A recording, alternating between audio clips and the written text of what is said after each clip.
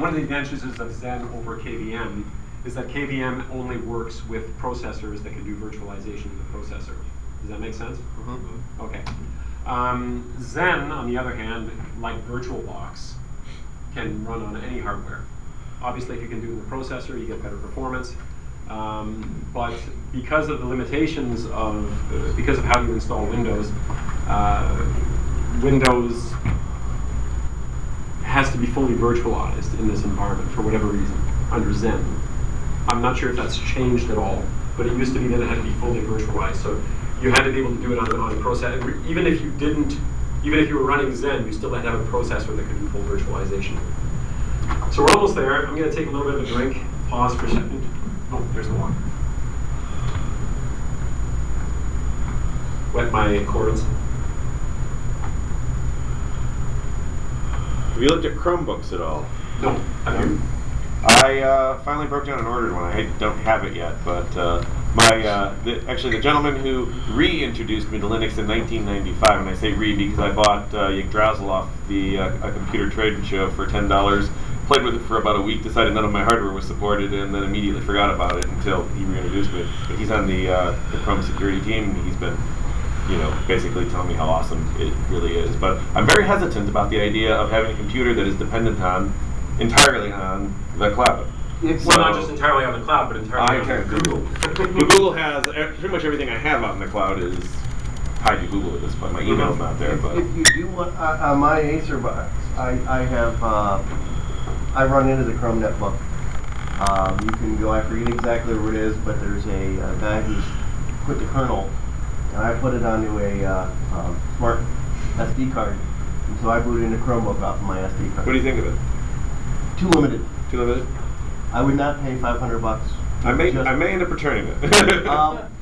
It's very limited because, like, one of the hard things with Chrome is I download a picture.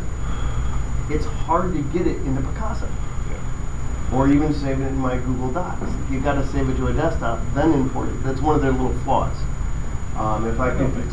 Yeah, but it's one of the things they need to fix. So if I went from, I got a picture in an email, like my mother sent me a picture from Africa. I could just go send your Picasa account or send your Google Docs account. That'd be fine. But you have to then save it. And I run Mathematica. I run so much other software. Now, if everything you do can be done through a web browser, then it's fine for you. Yeah. But it's not worth $500. When I can go out and buy a cheaper computer, put the Google Chromebook image on it, and run it for a whole lot cheaper. They're overpriced. Well, and given that basically it boots up into a web browser. Yeah.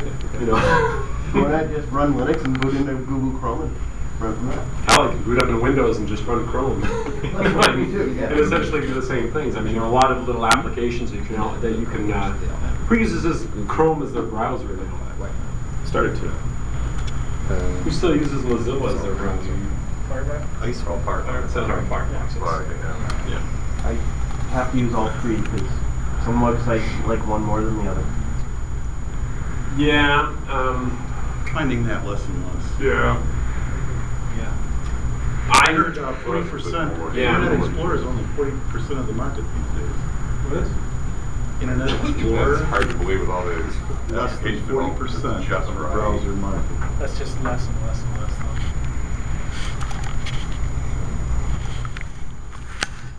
And that's probably less than that if you think about it, because how many folks go ahead and conquer and tell them the internet that I'm Internet Explorer just so I can pay my bills. Yeah, but you can't do the Actinex stuff. Oh. That's required. Firefox doesn't play well with Blackboard at school. No, it doesn't. Still? Yeah. It's time to go to You open can course. mostly use it, but there's critical things that you have to be an IE to make it work. Well, I'm teaching 2 sections of the same class, so I wrote my syllabus in Google Docs, and I linked it to it. When they push on the link, it kind of goes, ugh. But if they do Chrome to do it, it works fine. If you try to reorder the numbers in a test, that doesn't work in Firefox either.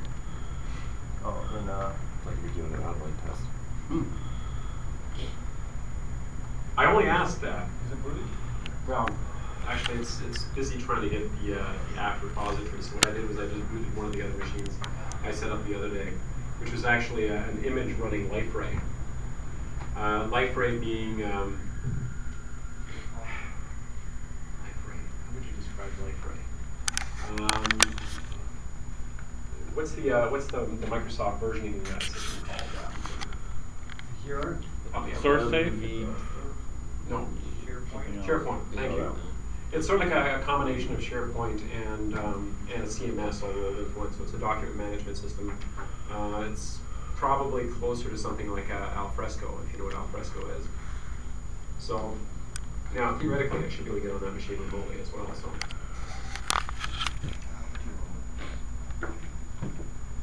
Have you noticed the virtual machine manager, QEMU, whatever, taking up a lot of memory on your machine? Not really. Okay. It seems that VirtualBox is a lot more frugal, for lack of a better word. Well, you can run VirtualBox headless. Right. But I have not had good luck running VirtualBox on a remote server. Okay. And that's actually, I actually thought about going running VirtualBox instead of running, something with, because VirtualBox is, really quite pretty and nice and so forth, but. For like a desktop OS, it makes a whole lot of sense, but for a server only, not so much. Took a long time to get the app repositories, good grief. I'm not sure where it's trying to pick them up from, but wow, that's slow. Okay, there we go, now we're sitting there installing the software, blah, blah, blah. Anyway, obviously we don't want to wait around for the thing to, install the whole machine, but what's nice about this, of course, is you do have a control panel where you can see how the various machines are doing, and you can install them from the machine and configure them and run them.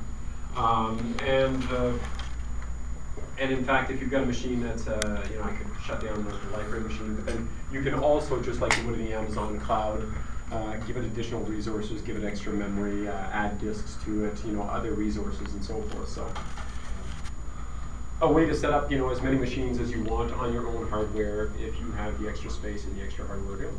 Now, this is in your house or at your work? Or That's both? actually in Montreal. It's in my data center in Montreal. Okay. Yeah. Well, it's not my data center, but I've got half a dozen machines in that data center. So it's at like a server area? Yes. Okay. Yeah, a company called iWeb, actually. Okay. So, yes. Is that no machine?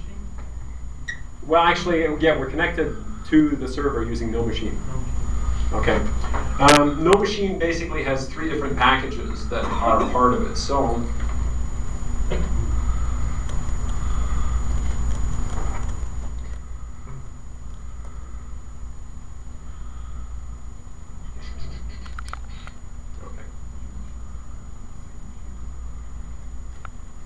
deleted them.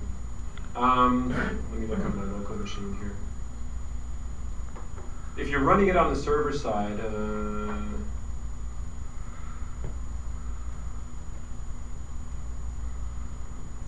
there it is.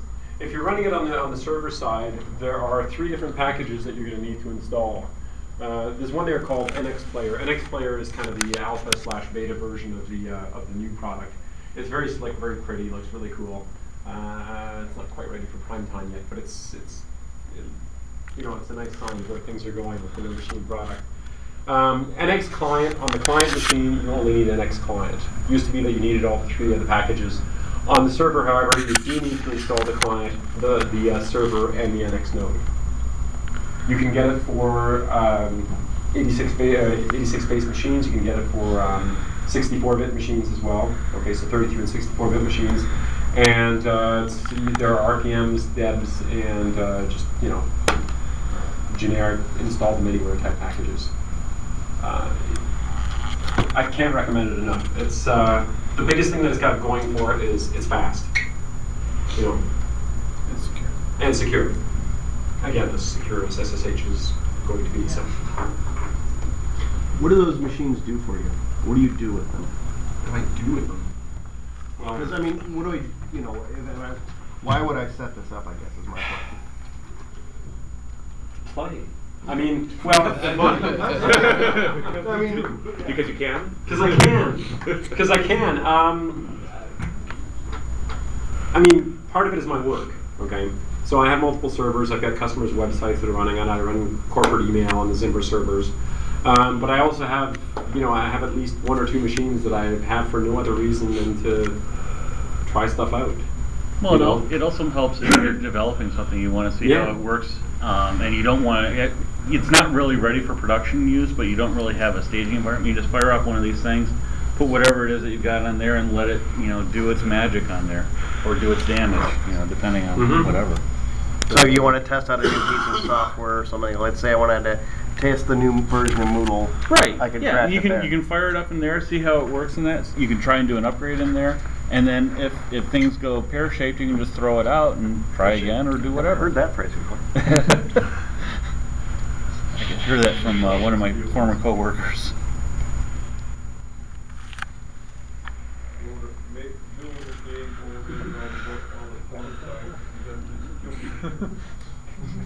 They're not on your computer. Wow. So this is the Zimbra. Yeah, that's the Zimbra client there. Hey, there you go. Sent a notice to my inbox. Is this Safe for work, yes. It's okay. Safe. There you go. This is Zimbra, and as you can tell, it's mail, address book, calendar, tasks. Briefcase is your document store. So I can go into briefcase, and there are a bunch of things in my notebook there. But I can say, I don't know, create new, and you're going to see that this looks vaguely familiar.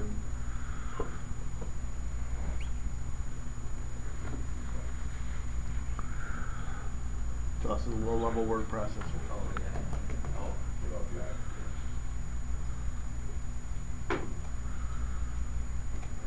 Run over HTTPS. Yes.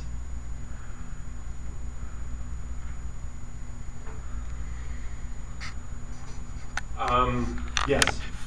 So you can do it over a secure connection as well. I don't have mine running over a secure connection. Obviously, at the moment, I'm not running over a secure connection. But if you're going to run a secure connection and you want your customers to be happy, you probably need to get a certificate. My customers understand that. No, I'm not buying a certificate. I didn't buy one. But the connections are all.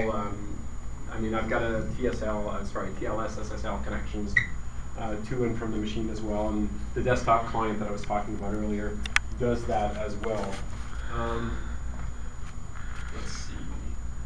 And of course, like I said, there's a desktop client which does require that you have Java. So the nice thing about that is it looks exactly the same thing on the Mac. It looks exactly the same on the Windows box. It looks exactly the same on the Linux box. It's brilliant. And of course, those documents synchronize, wherever I happen to be. There's also I'm not going to do it at the moment, but there's also a social tie-in as well, so that you can set it up with you in your Twitter and your Facebook and so forth, and update directly from the Zimbra client. So, this thing can do pretty much anything that you want to be able to do with it. Let's see what's popular in science in the last 24 hours. Apparently nothing on Dig. Does anybody still use Dig too? That's another one that I used to visit on a regular basis and I haven't seen in ages. And like I said, that shared documents on the briefcase, tasks, calendars, and the calendars can be shared with different users. The preferences let you set up multiple accounts, so you can actually have different accounts on different servers and different environments. You can actually use it to do your Google Mail as well. Like for instance, I've got mine set up for my Gmail is down there somewhere, so there's my Gmail stuff as well. And Zimbra also has these things called Zimlets, and Zimlets are little tiny programs that let you do additional things that let you tie into other things. Like for instance, if you use something like Sugar CRM, for instance, anybody know what Sugar CRM is? Mm-hmm. Yet another cloud-based application. And one of the things that the sort of hosting that you guys do you host any kind of software as a service applications on it as well? Most of what we do is hosting like SAP and Oracle, like big metal applications for stuff. Exchange hosting, Citrix desktops to get everything in the data center kind of hosting. So it's not just, your one customer has its own little tiny application and maybe what you need. They're isolated customers. Okay. It's kind of all over the board about exactly what we do. It just depends on the customer's needs. All right. Pretty Well, flexible, we've so. I mean, we've got people that run things like Sugar CRM, Retailer CRM, different customer relationship management software. Well, there are Zimlets, which are little programs that you can actually install on the server that will tie in directly into those external applications, and that's what Zimlets are. And because it's an open source product, people write code for it. And of course, it's multi-domain, so you can create as many domains and different profiles, how big the boxes that you want to make available to people are going to be, and so on. So let's. Now, you were saying those briefcase items will get synchronized offline to this computer too, then? Yes. That's cool. Well, when you turn on your computer, yeah. Right, yeah, well, yeah. So if I go to the cabin where I have no internet access, edit files, and then come back and turn back on, it gets...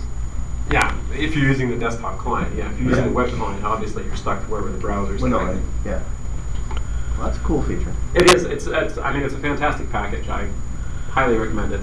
Seriously. Cool. Should we take a break for a couple minutes just so I can breathe a little bit and then get back to this?